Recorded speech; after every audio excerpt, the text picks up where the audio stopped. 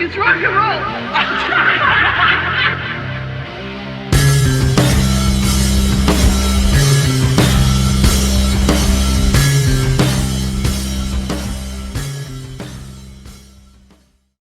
Welcome to the Look It's Rock and Roll podcast. I'm your host, Julian Gill. Today, we're doing a new release focus. So, Mr. Marcus Almighty, Mark Anthony K, is not here as a friend, a colleague, a co-host, a partner in crime. He is here as a working musician with a new album coming out. So, Mark, welcome to the show as a guest.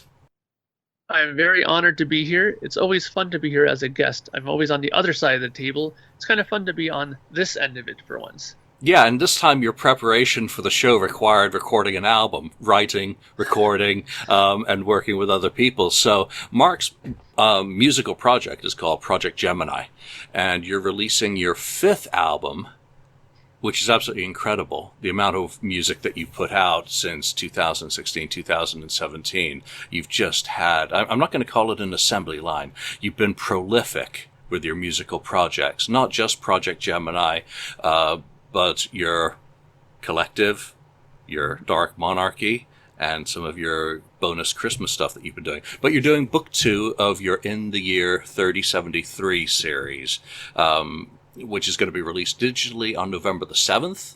Your physical orders are beginning on November the 1st. And just a quick question about physical shipments. What do you anticipate your time frame is going to be to start shipping physical product to people who order?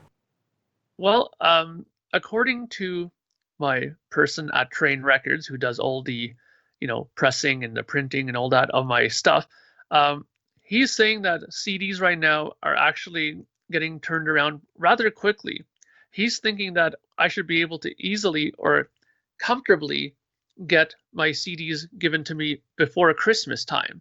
So if all goes well, then maybe at the start of December, maybe mid-December, I'll have everything already here, and maybe people will get their stuff before Christmas. Hey, what a Christmas present, eh?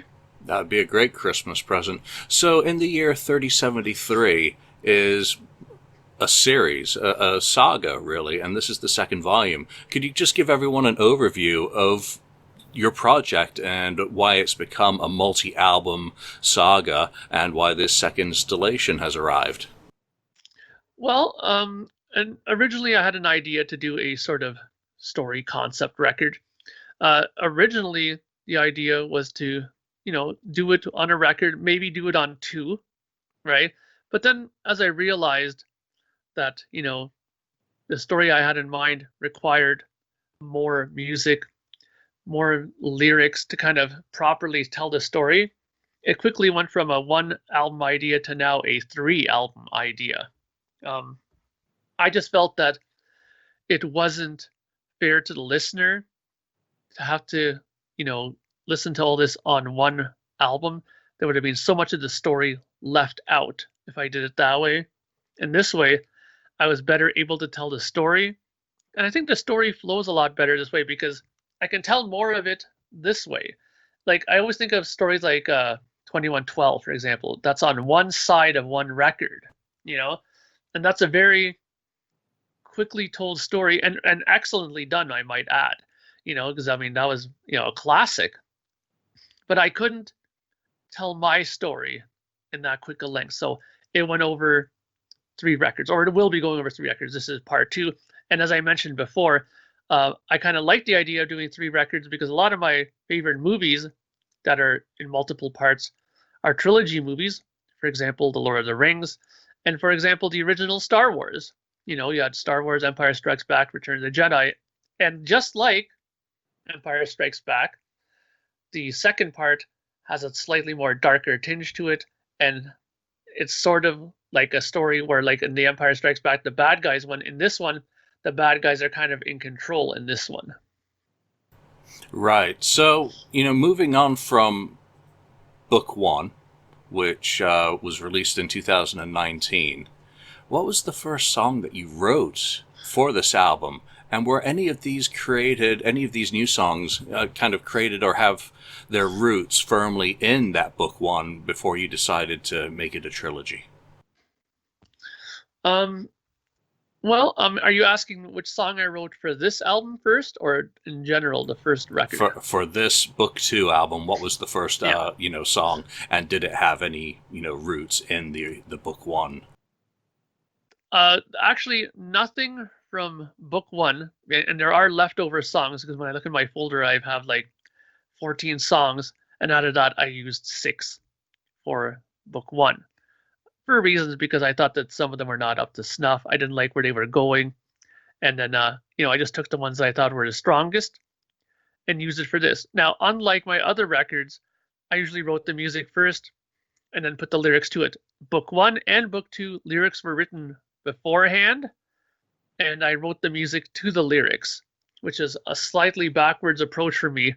And but it worked better this way because then I knew what I wanted to sing. I knew what kind of music I wanted for these lyrics. And the first song that I actually wrote for this album, if my memory serves me correctly, I think it was "The Backstreets of Paradise" was the first song that I actually wrote in here, which was the third song on the record and the one that has David Donnelly guesting on bass guitar.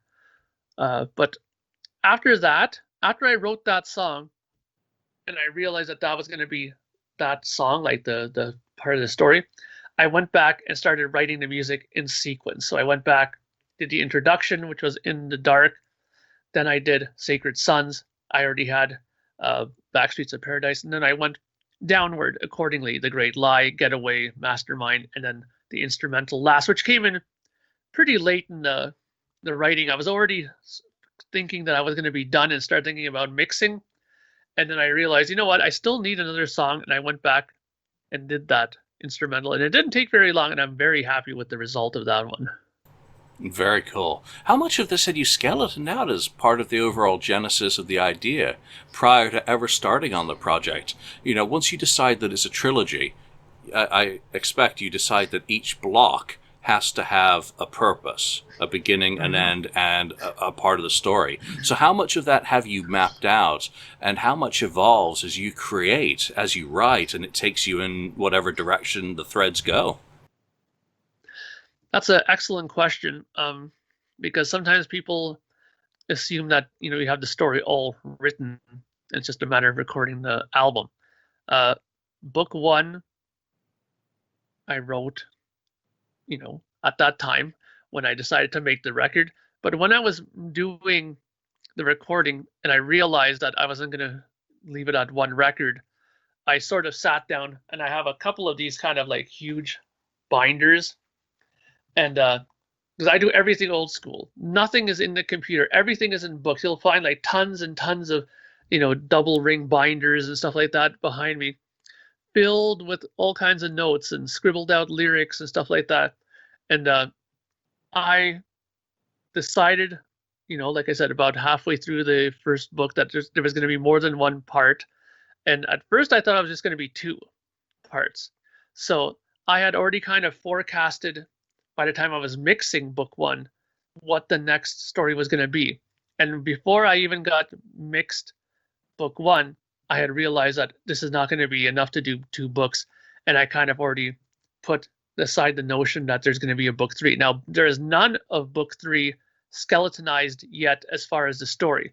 And I did that on purpose because as I finished this record and I mixed it now, every time I listen to this record myself, I kind of hear things, new things come to me, new ideas come to me. Sometimes when I talk to people about it, when they first get to listen to it, like, you had the chance to listen to it, and a couple of other people who are doing interviews as well got an advanced copy. So I like hearing their opinions on what they think of it. And sometimes that will, spark ideas here and there. So I left purposefully book 3 kind of open for the writing still. So that's still to come.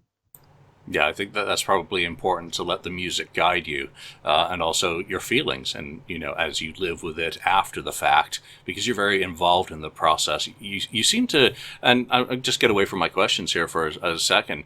You seem to enjoy the process of making an album and sharing with your followers where you are at. What I very, very much enjoy about your musical life is that you share with viewers what you're doing, the instruments that you're doing, the techniques and performance elements that you're putting into this work, so that we can actually follow along with you as you create. How important is that to you to do engagement? I think it's very important because I've always looked at it this way.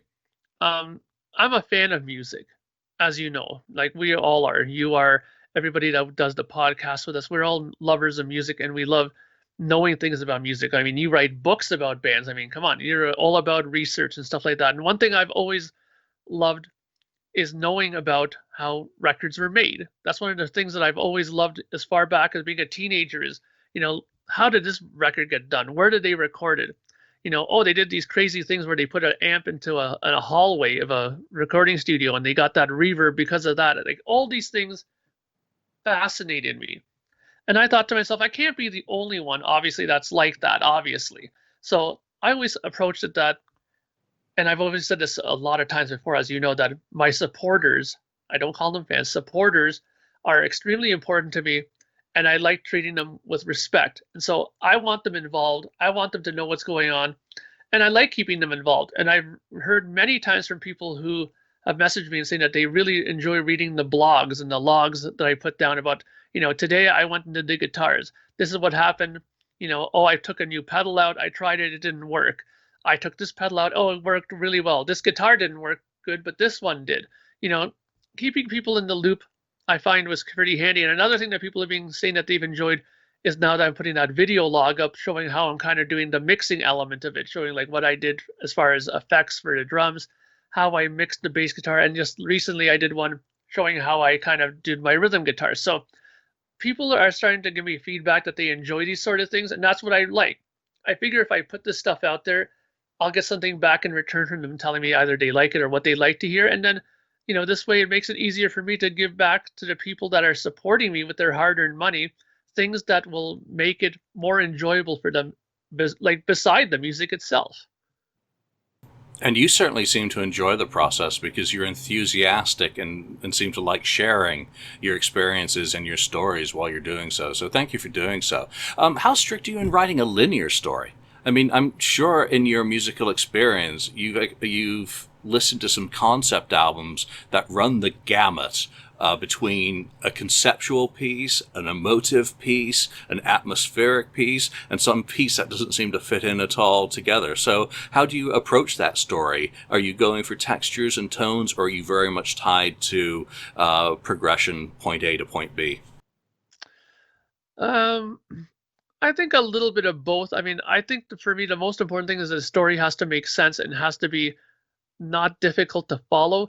And I think a lot of the times the music that's in there, like, the sort of atmospheric parts or parts that are, non-lyrical are just as important, I think, in telling the story. You want to give a song a mood. Like the beginning of Backstreets of Paradise, there's like a storm happening, there's rain, and there's like a crowd in there, clearly, not in a good situation, being corralled up by the sacred sons, and you can kind of hear in their voice the kind of, the horror that's going on in there. So those kind of things I think are important because, when you tell the story and they read the lyrics, then you kind of go, okay, now I understand why they're all, in horror at the beginning and they're all fearful. Now I understand why.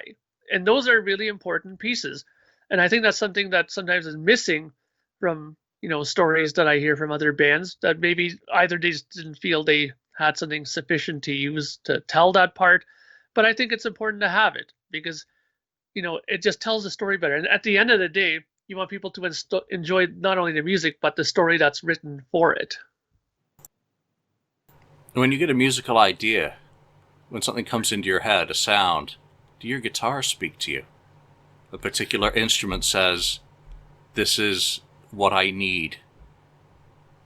Yeah, yeah. And I mean, I totally understand that because, you're doing a song, you're writing it, and then all of a sudden you hear something, excuse me, you hear something come into your head that you think will totally do that part justice. Like in the middle of Mastermind, where it drops down and it goes to that single acoustic guitar that plays those little harmonics and stuff like that. I remember when I was writing it, I came to that part and there was no acoustic guitar at that part. I had just kind of dropped it down, and it was just like a keyboard part that I had. Then I thought about it, go, you know what?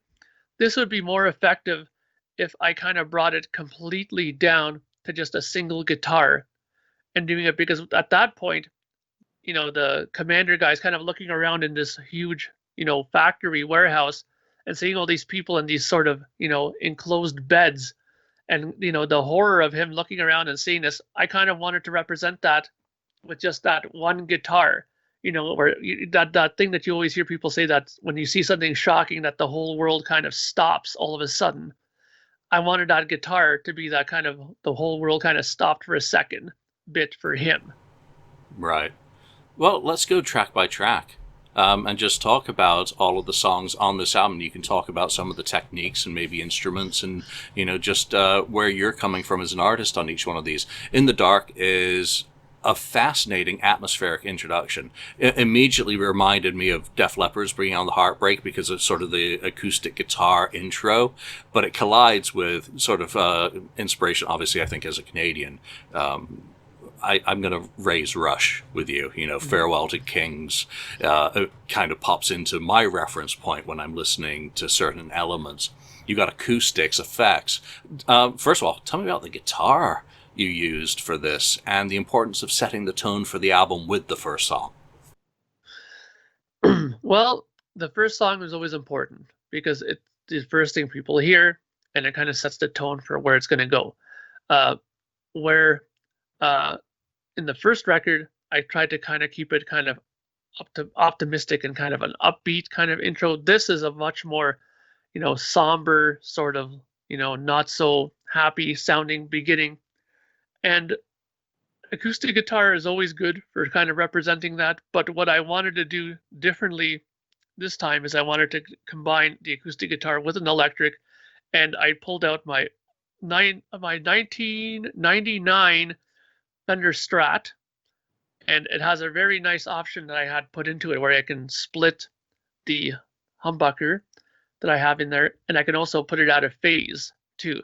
So I combined an out of phase electric guitar with the acoustic guitar, and it gave it that kind of nice, kind of ultra cleanish kind of guitar sound, kind of like John Petrucci does sometimes with his clean guitar stuff. And it's very Alex Lifeson influenced as well, that kind of a ultra clean kind of sound. And a lot of keyboards in there. And the one thing that I think kind of surprised me that I put in there is there's sort of like a clarinet sound in there that's playing this little melody do do do do over top of this melody. And I thought to myself, wow, that's sort of like almost pompous prog, like we're getting into like Genesis with the flute sort of idea, you know what I mean? So I thought about it. I go, does it make sense to put it in? I go, you know what, I like it, it doesn't bother me, and I'm a person, honestly, that completely goes with his gut. If I feel that it's good and it doesn't bother me, it's in. If I listen to something and it bothers me even the slightest and I don't even know why it bothers me, then it's out. I just go with that instinct immediately. So I really like that. And the one thing about the song that I was pleased about that I did was I took a sort of different approach vocally. I tried to do a much more kind of lower toned voice in that. And of course, having some more experience in recording vocals, I used this microphone here, this SM7, because it's a very good kind of broadcasting mic, but it's also a great vocal microphone, especially for close proximity sort of stuff, right? And it's exactly what I kind of wanted in that, because now when people listen to this song first, I kind of wanted to give them that idea of, he's kind of talking to you like directly about what's going on. You know what I mean? And, you're talking about a guy who wakes up in this darkened room, has no idea how the heck he got in there, and he's just kind of telling you what's going on. And it's very brief, the lyrics. It's not a very long piece, but I think it kind of gives you the idea that this is not going to start off very well. No, it sets the tone very well. And one thing I was very impressed by was your vocal phrasing on this. I mean, you're singing in a lower key, Was it a challenge for you to find the right tone and kind of phrasing to set the mood that you were looking for? Because you're usually not singing like that, and it's very striking to someone who's followed your previous 4 Projekt Gemineye albums. Yeah, it definitely was um, a bit of a challenge, only because of the fact that I kind of envisioned something, but I wasn't exactly sure what it was. And it took a bit of experimenting. And this is where, having your own studio becomes immensely, important, because instead of sitting there going, okay, I shouldn't be dicking around here for an hour trying to figure out how to sing this because it's, $100 an hour. I don't have that concern. I can just do it as long as I want, even if it takes me 3 days to figure it out. The end result is I want to be happy with how it sounds. And it didn't take that long to figure it out because, I always thought back to my training when I was a youngster, at Studio A in Brampton when I was co-oping, and they always told me, proximity is important. Also, if you want to do a good low sounding voice, get in close and don't project as much, just talk easily, and the voice will come to you. And my father was a vocalist in a choir for a long time, and he was in the bass section of the choir. He had a very low voice. So, and he always used to tell me the same thing. He goes, low singing is all about being relaxed and just pushing the words out clearly. And when I remembered him telling me that, then it all kind of came to me, because I just remembered to kind of get myself in a comfortable position, make sure I have some nice warm tea for your throat, and then just, get in and just sing it clearly. That's the main thing he said. He goes, make sure you sing it clearly, because when you're not pushing as much, sometimes you can kind of stumble over your words a bit, right? And it turned out fine. I really enjoyed it, and I did double it too. So that also helped make it a little bit more fuller as well. Right. So this first piece, did you view it as a segue from the end of book 1 or opening a new leaf, a clean palette for book 2? Yeah, it was definitely a clean I envisioned it like this, like book 1 ended, and here come the credits in the movie theater. And then this one, you go into the theater, you go sit down, the lights go down, and all of a sudden, the movie starts. There's this dark room, and you see this guy kind of shuffling around the floor, and he kind of looks around thinking, where the hell am I? And then all of a sudden it starts, here in the dark, and he starts telling you what's going on. That's how I kind of envisioned it. Right, perfect. All right, Sacred Sons. This was the first single. You've already released it. It came out on October the 12th. Is available today on your Bandcamp website. You share the vocals with Joe Bailey. Mm-hmm. He seems to become a regular collaborator with you. Can you tell me about your decision to share the vocal on this song and why it became the first single for the album? Well, Joe and I have become very good friends. He's a great musician. I really, really respect him as a musician. I mean, he's like a British version of me. He does all his own records. He mixes them, records them, masters everything, puts them out. And he's a great singer. Fantastic singer. I've always loved, that's the first thing I was always kind of drawn to him by, was his singing. I loved his tone of voice.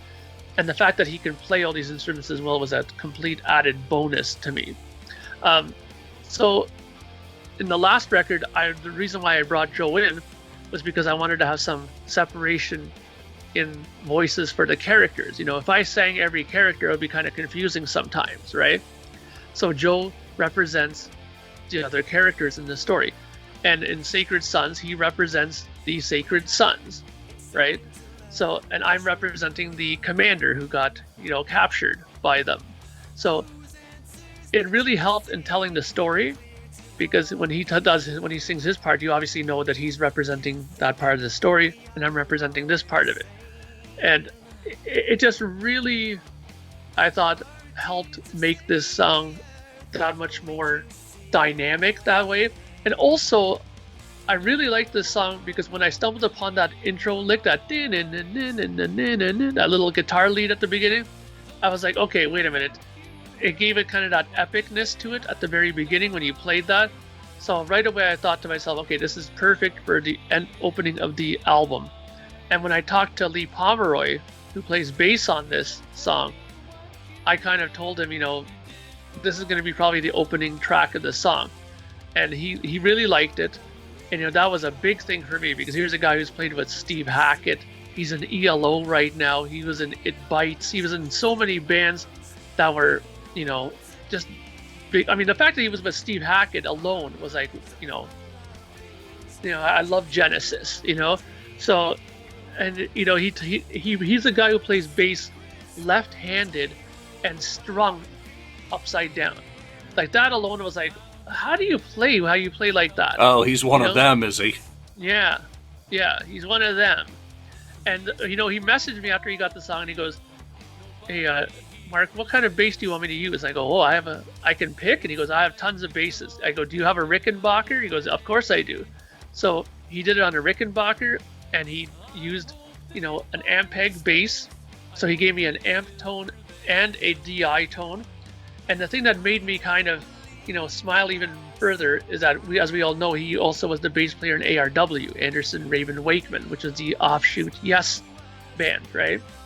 And he told me that the patch that he used for the amp side of things was the one that he used for ARW, so for the Yes material.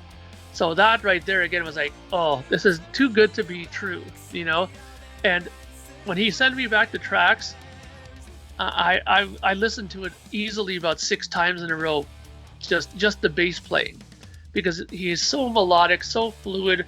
He's all over the bass without it being too it's not like some pompous guitar for the practicing musician song or something like that. It's well thought out, and it just added so much character to that song. To me, by the time it was all done and I had all the pieces together, it just didn't make any sense not to put it out as the first single. No, it's absolutely fabulous. So, it must be wonderful also to have these, somewhat fanboy moments. And it's perfectly stated, which is always good. It doesn't dominate. It accompanies your story and your music very, very well. So, thanks for sharing with us, the story about Lee and his involvement on that. Moving on, the backstreets of Paradise. You know what? Writing a story in a song is one thing. Telling a story in that song is a completely different thing. Your lyrics are evoking lots of images and scenes which the music complements perfectly. How do you approach the complexity of marrying all these elements together, along with performing all of the instruments and vocals on the song, except on the bass on this particular song? Well, one thing that really helped with this album, which I did a lot more than I did in book 1, is I really, really tried to think of this album, because I was doing it in sequence at this point now, as being somebody in a theater watching the movie. What would I want to see next? Like, where would I think the story's going? And when I wrote it, I kind of thought of it in that manner, that, okay, this happened, he's captured, he had his big, vocal, debate with the Sacred Sons, told him what he thought about, blah, blah, blah. They disappear, they go away, and he's left in there in the room. And then that part of the story comes, where this woman comes in who's just kind of, going around in the room cleaning things up, and then she disappears. She comes back later, leaves some food for him, disappears. And they're always kind of wondering, who is this woman, And then she's one of those characters. She's not supposed to talk with the prisoners, kind of thing, right? And then next thing you know, they finally get in contact with her, and she's quietly, unassumingly starts talking to them very quietly, saying, I shouldn't be talking with you, blah, blah, blah, blah. Of course, this is going to be all laid out in more detail in the lyric that I'll give with the album. But in a nutshell, he ends up talking to her, finds out that she was a person who was captured, like many people were, by the Sacred Sons, and the Backstreets of Paradise kind of tells her story of what happened, how she got caught, and it's just told in that song. Very neat. On this one, you've also got another external collaborator on bass, David Donnelly, who, like Lee, delivers a perfectly stated bass line throughout. What made him the perfect fit for this song, and can you tell me about the collaborative process with David? This is very interesting, because, as you know, I've become really good friends with David.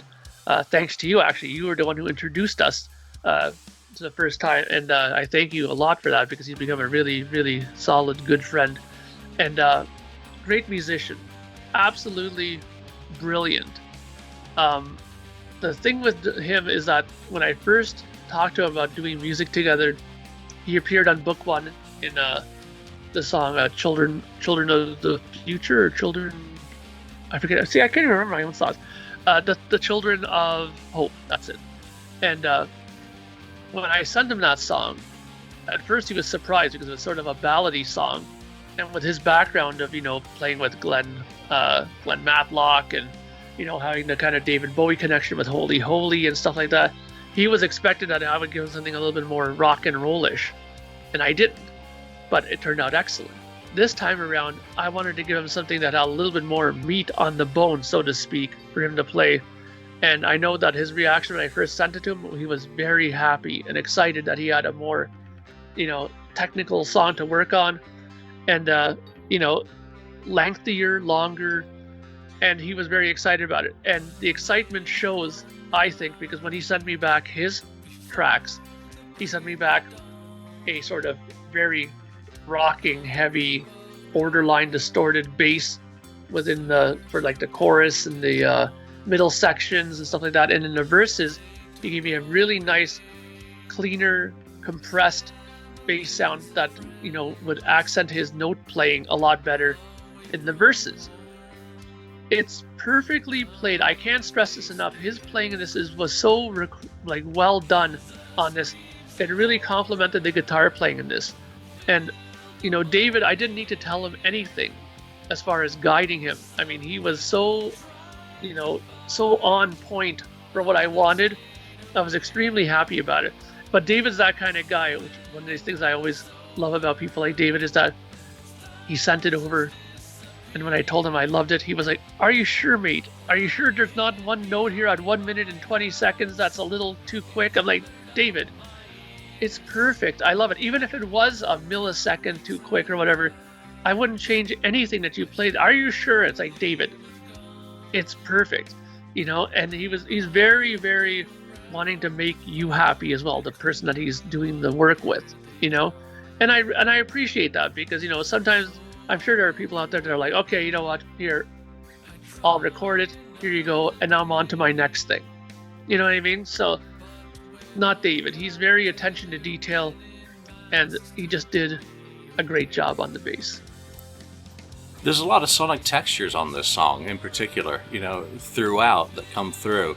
How do you avoid the pitfalls of textures becoming clutter? Because it's perfectly balanced. Do you ever have to go back and listen and say, I think you said earlier, no, that doesn't belong there. But how much of a risk is it when you're doing something that requires all these additional elements to help tell a story? One of the things I learned early on when I was doing my co-oping and working at studios is when you're recording a record, better to have too many things and remove it than to not have enough things and wish that you did it. So I've always kind of went in with that approach that, you know what, I'll record this, I'll record that. Okay, I'll put an organ here. Oh, I'll put this here. I'll put these effects here. I'll put in a mellotron here or something like that. And then at one point you might be thinking, oh, this is a little too much. Is it going to work? And then you think to yourself, okay, you know what? Let's just leave it. When I go to mix, we'll see then. And if there's too much, that's why they have the mute button. Or that's why you have a volume fader. You can adjust it. And I've always said, though, it's better to have too many things and just do that than to say, shit, I should have did that mellotron thing. Now I'm really wishing I did it. You know what I mean? I've always took it from that approach. And again, the whole thing with mixing is extremely important. And one of the things that I was, happy that I remembered is one of my favorite albums as far as mixing and textures is Steely Dan's Asia. It's such a great record as far as mixing goes, and all their records are sonically incredible. And one thing that I've always remembered that those guys said is that your panning knob is your best friend. And what they mean by that is, not everything has to be dead center. Not everything has to be either extreme right or left. And there's a lot of mixers out there, even big ones. I remember there's a guy named Chris Lord Alge who does a lot of huge bands mixes. And his thing is that it's either center or left and right. And I was always kind of like, that's sort of an odd way to mix.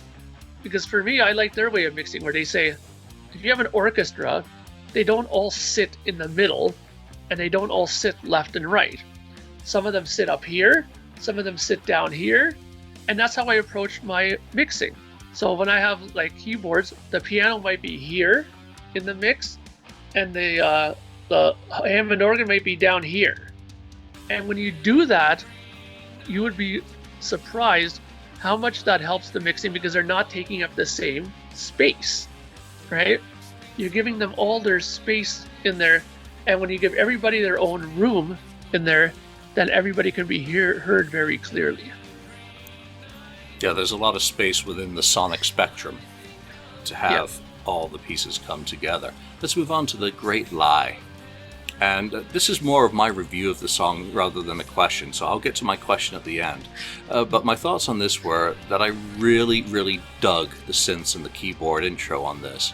But the transition into the electric section is just sublime. Just the way that you combine stylistically two different things so seamlessly is absolutely beautiful. Joe plays bass and sings most of the verses, but it's really a song with very strong lyrics and a very tight arrangement. And this is my comment. Throughout this whole work, there's a maturity of thought and execution coming across through your work. And with all that material that you've put out over the past 4 years in particular, how do you perceive yourself now? And are you going back and listening to your older works for inspiration or uninspiration, as the case might be at times? I think that I'm, growing as a writer. I think I'm getting better as a writer. I think I'm starting to understand myself better as a writer. I mean, things are. I've always believed the saying that if you stop learning, then the journey's kind of done. I think that you can never stop learning on an instrument. Whether it's guitar or singing. I mean, every day you could learn something new. It's a never-ending learning experience, I find music is. And vocally, especially, this is something that I haven't done a lot of before Projekt Gemineye. So for me, it's been a fantastic experience learning about myself as a singer. And I think that as each record has gone, I've gotten stronger and stronger at it and better at it. Sometimes I do go back and listen to some of my other records. Why?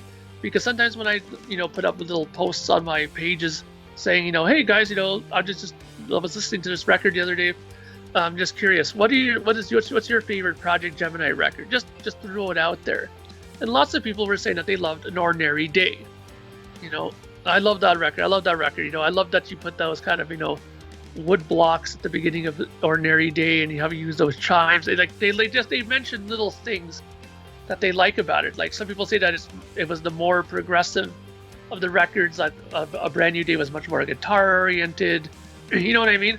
And when I hear these things, I sometimes, it sometimes gets registered up here, and it comes into play in my songs later, right?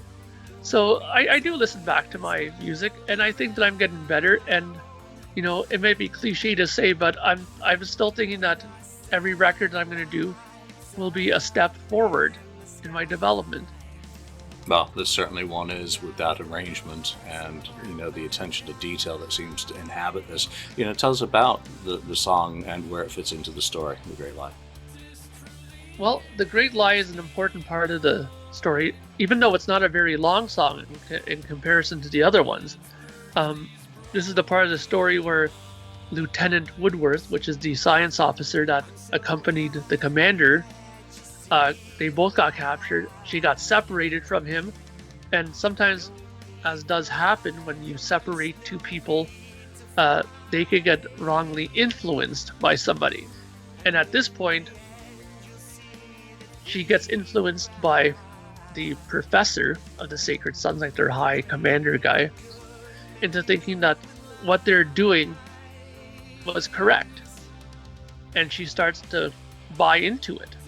That, maybe what they're doing isn't so wrong. Maybe I was wrong to think that what they did was incorrect. Hence the Great Lie, right? And I feel that it's a strong message story-wise, because you always think that you can't turn people, you can't corrupt them, especially the military always seems to have this kind of, you know, thing about them that, you know, they're very strong people, strong-willed.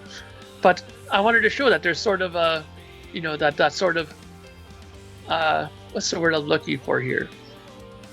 They're sort of, they're human. Let's just put it this way: that it could happen to them as well, that they could be persuaded to think otherwise, and she does get, you know, that does happen to her in this story. Joe plays fantastically on this song. The bass playing is really good, and actually this is one of the songs that I actually asked him at the last minute to do. I had not had any bass done on it, and I was thinking about doing it myself, but then I thought about it and go, you know what? I'm going to ask Joe to do it. And I think it was the right move because he does some really fantastic bass playing on this. And I mean, he has such a distinctive way of playing that I really think that it was what it needed for this song. And his singing is great. I mean, I gave him an example of the lyrics and how I sang the verses. And much to my surprise, and I was really surprised and happy about this, he didn't follow what I gave him. He did his own kind of thing to it, and it turned out amazingly well, much better than I would have had it. So this is why I like working with Joe, because he's not afraid now to kind of input his kind of stamp into it, and it really turned out well. And you know, like I said, in this part of the story, this is the kind of crucial part of the story, because now, you know, the commander's convinced that, you know, she won't turn on him. She's loyal to him, and she won't, you know, buy into their story. But as we see, she starts to believe in what they're, you know, selling. Nice. It's always good to get someone else's input kind of into your music, because it does provide that separate perspective. One of the things I like about a band like Marillion is on their albums you get some very, very deep progressive stuff with technical nuance and details, structures, time changes, tunings, and all that, which are really fascinating musically. But then you get poppy as hell, catchy songs, which takes us nicely to Getaway, which to me was simply catchy as hell and infectiously so. Tell us about Getaway. Getaway. This is one of the early songs written. As far as,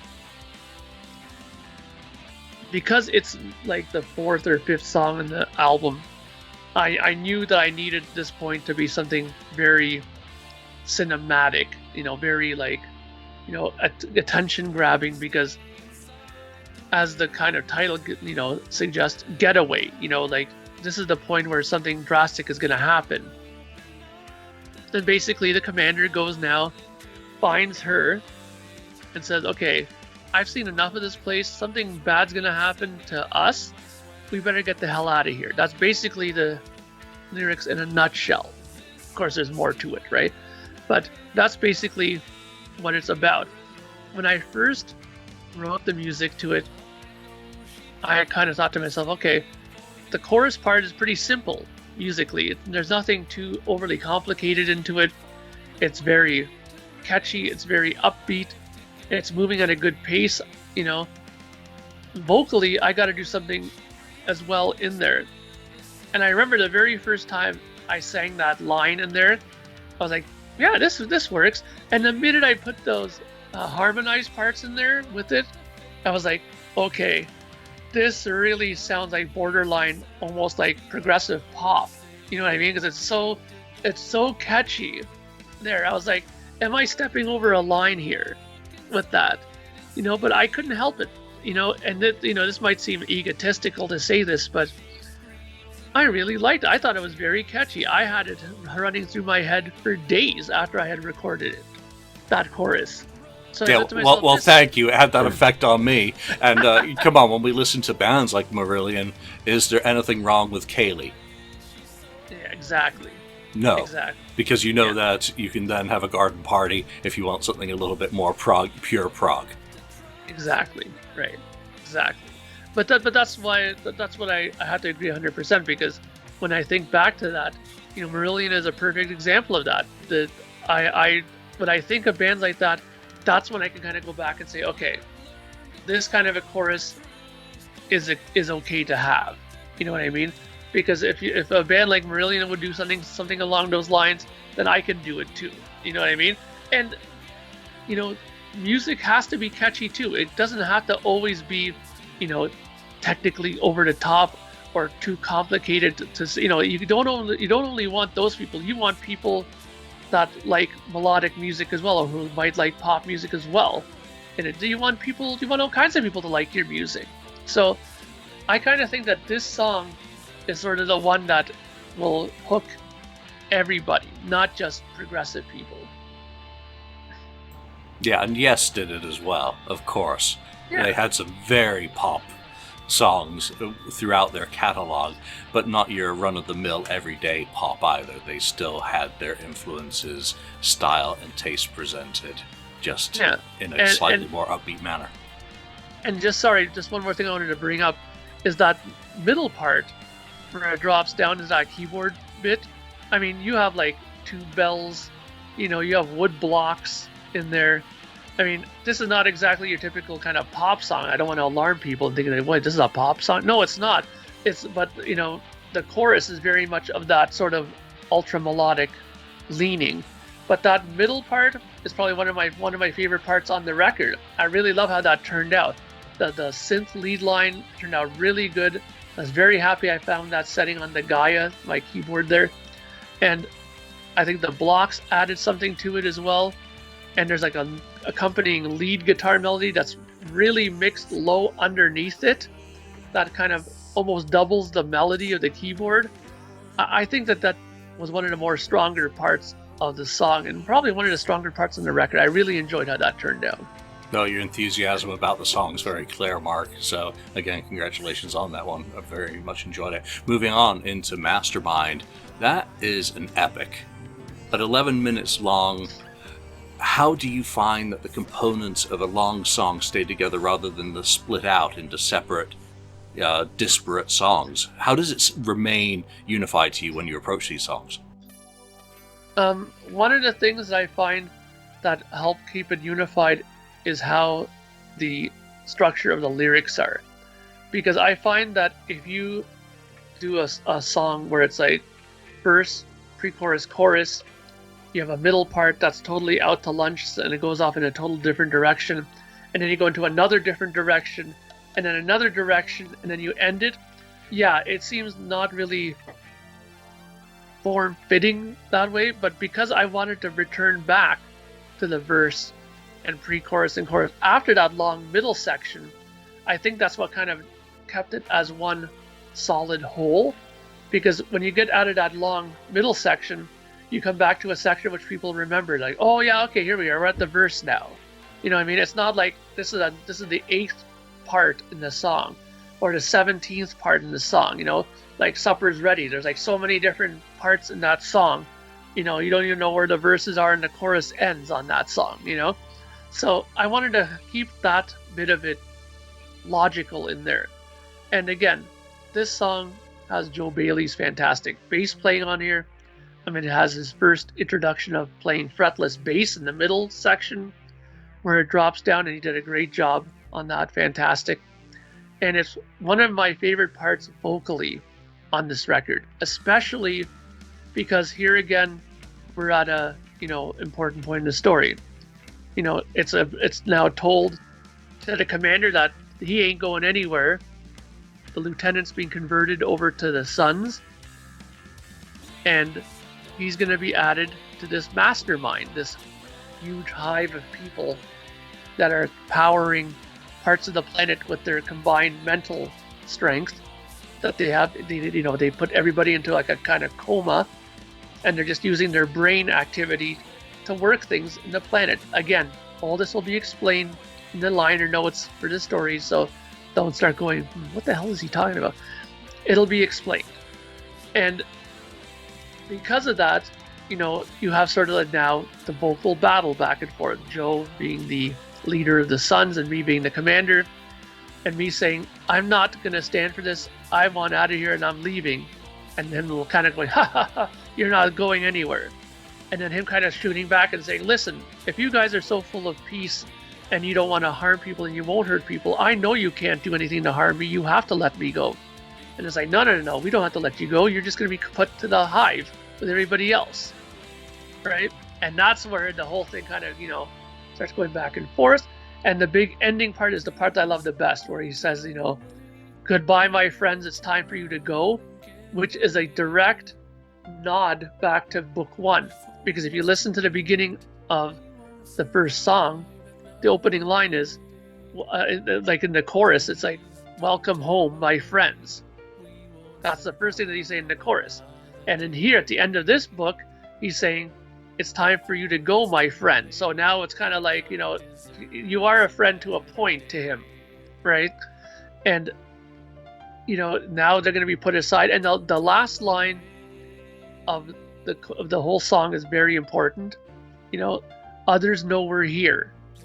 How he says that at the end of the song, the commander, you won't get away with it because other people know that we're here. And just to let you know, Julian, because you don't have this on the record either, there is something that is being added into the record. There's just a voiceover part that happens in between the ending of this song and before the beginning of the instrumental, which is basically a character appears and announces his arrival. Let's just leave it at that. Okay? And it's very important to the story and very important to that whole line where he says, others know we're here. Right? So it's very important, and it all ends this album sort of nicely with the instrumental at the end. Yeah, it's absolutely fantastic. And I'm a person who is a big fan of Rush's Aggressive Steel. So I like a song that has all these different, textual styles throughout. And you touched on the harmonics earlier. That acoustic section is absolutely gorgeous. Can you tell me about the guitars and the techniques that you used in, string type? What were you strung with, and what was the guitar, 6 or 12 or what? The actual solo guitar part is a Yamaha 6-string acoustic guitar. One of my favorite acoustic guitars I've ever had, ever.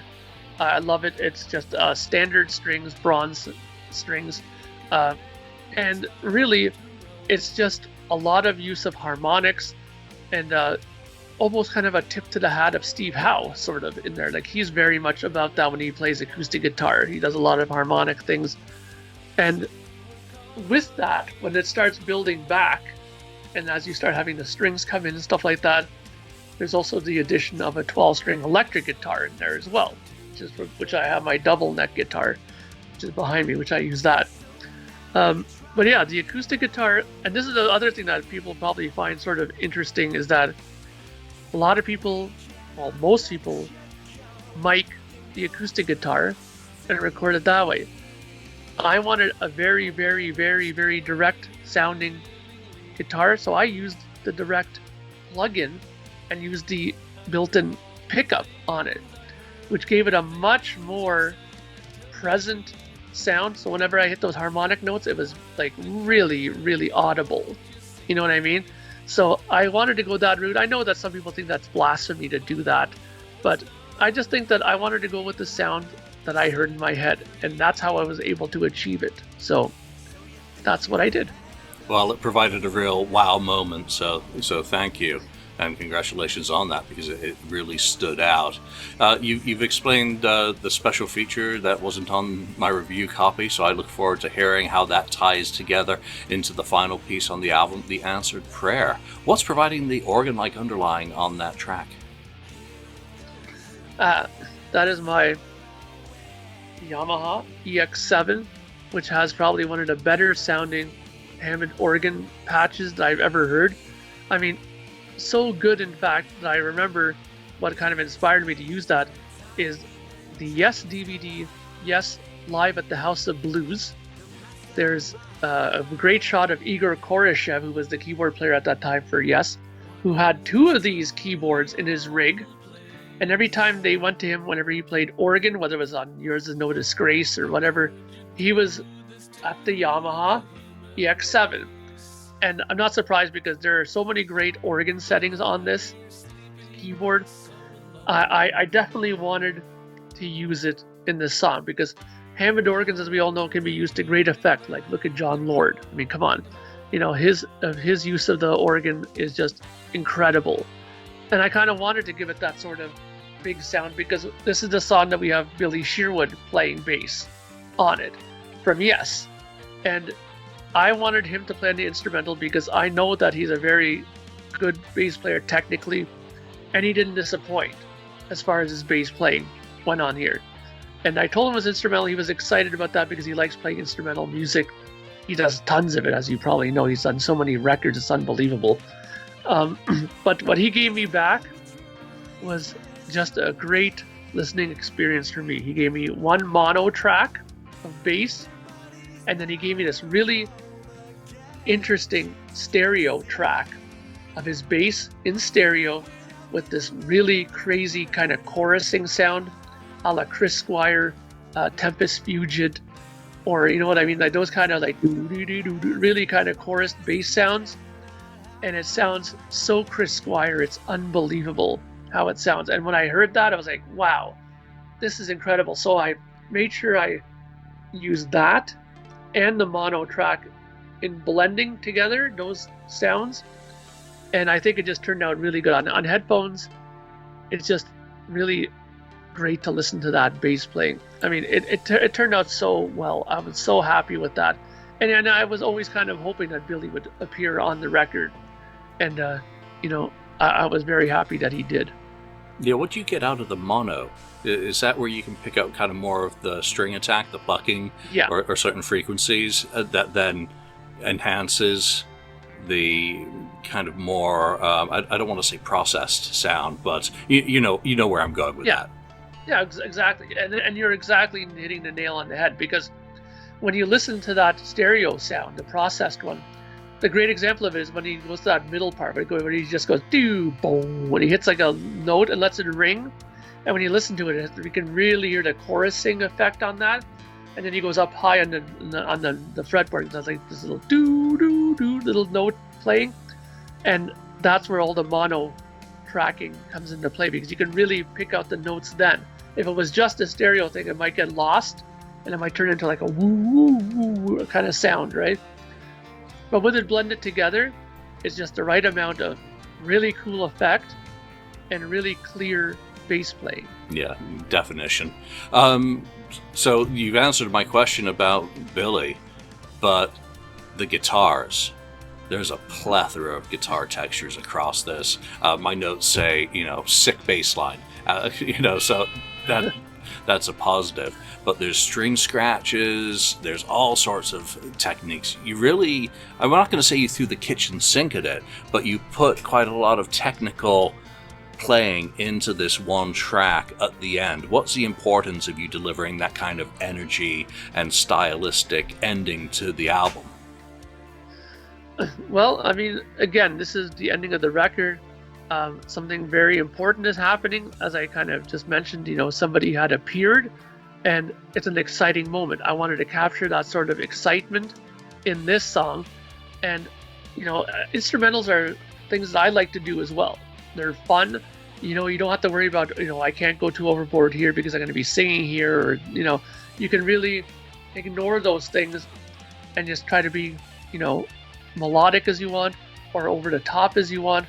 And that's why I include like that kind of like, almost funky semi-clean guitar, that that would have never have did that in any other song except that, because I thought that it was really kind of almost borderline humorous. I could almost envision, the commander guy doing like a happy dance to it, because this character has appeared. He's that excited about it. You know what I mean? And, I love harmonized guitars. I love Iron Maiden. I love bands that have like dual guitar attack. So that's always kind of present in my instrumentals as well.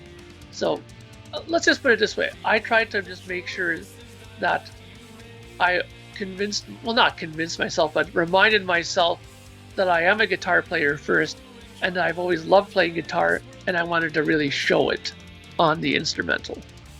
Well, congratulations, it really comes across. Let's wrap up our discussion of the songs with going back to my first question. And that's kind of in your mind. Is this a segue now to book 3, or are we full stop on book 2? Oh no, it's book 3 is coming. Book 3 is definitely coming. I've already kind of started, some rough ideas of where it's going to go. I mean, I know how it's going to end, but how it's going to get to that point, how much more of the story, like how much I want to put into the story is now the question. You know what I mean? How does it get to the end? Because when you're at this point in the story, there's going to be something major happening. Book 3 is how does the story end? Again, I refer you back to Return of the Jedi. I refer you back to Return of the King. All of these things, it's a wrap up of the story. And, sometimes it may not end exactly as you think it's going to happen, but there is going to be an end. And that's the most important thing. I wanted it to kind of end on a note that, book 3 is coming, the story's going to be ending, but you don't really have a clear idea of how it's going to end.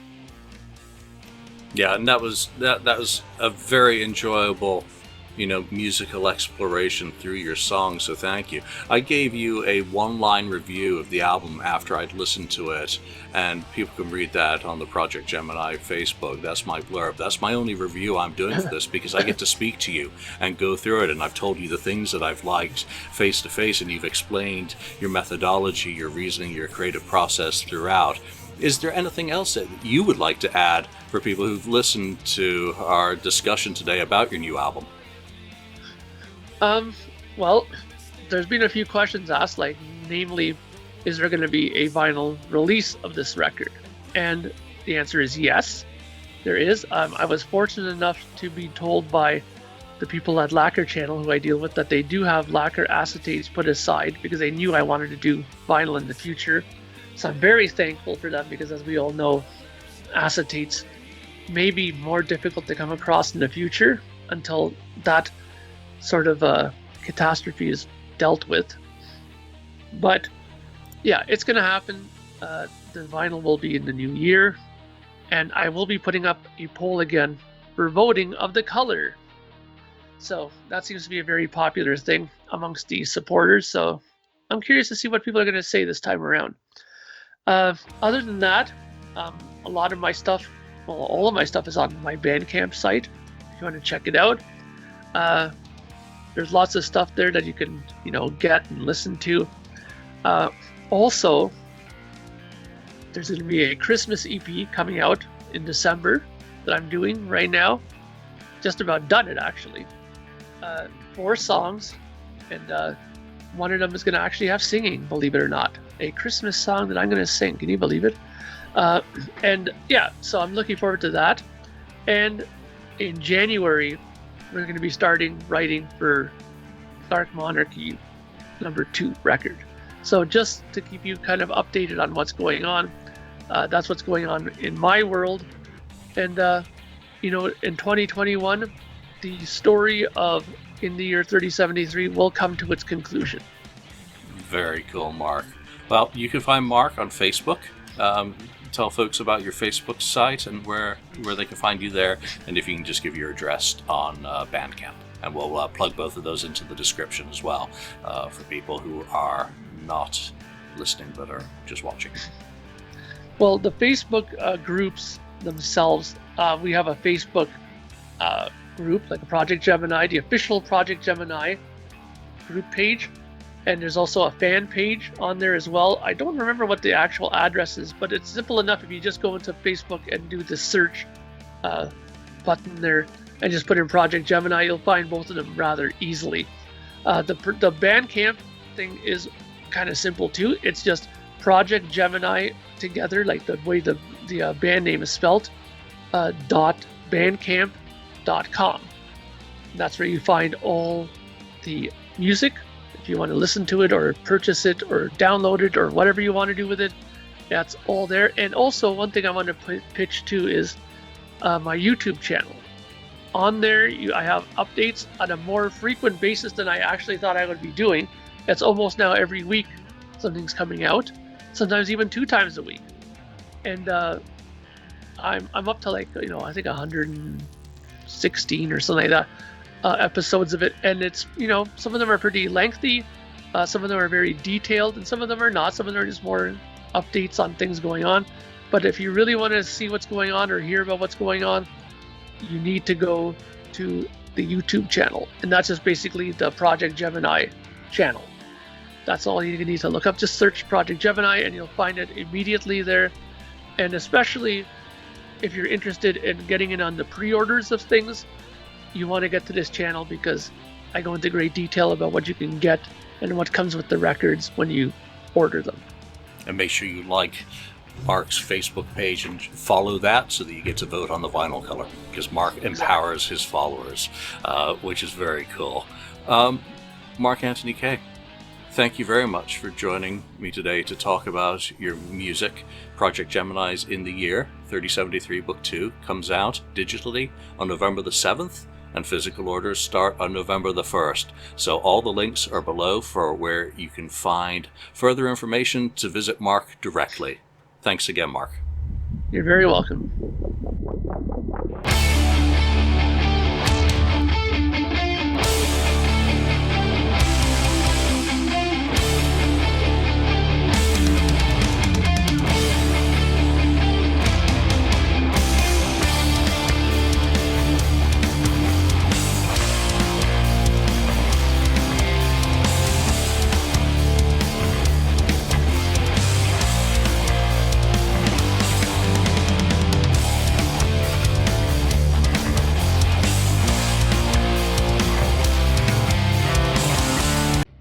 Thank you for watching or listening to this episode.